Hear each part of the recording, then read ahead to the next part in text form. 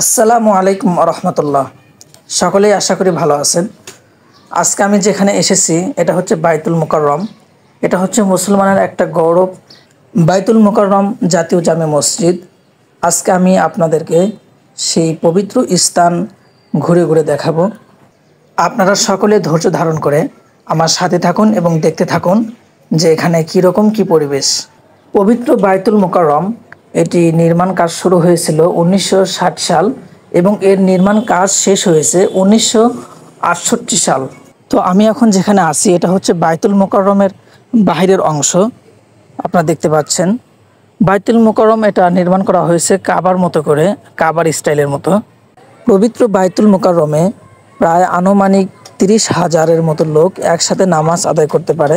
বিশেষ করে দুই ঈদের নামাজে বাইতুল মুকাররমের বাহিরের অংশ, ভিতরের অংশ এবং রাস্তাঘাট সব ব্লক হয়ে যায়।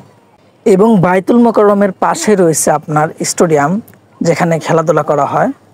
তো আজকে হচ্ছে জুমার দিন, আপনারা দেখতে পাচ্ছেন মানুষজন একদম ভরে গেছে, ভিড় হয়ে গেছে।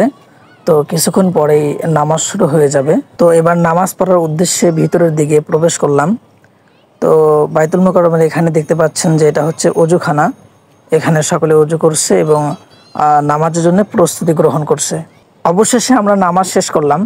আর নামাজ শেষ করেই দেখতে পাচ্ছেন সকলেই যার যার গন্তব্যের স্থানে সে ছুটে চলে যাচ্ছে সকলে।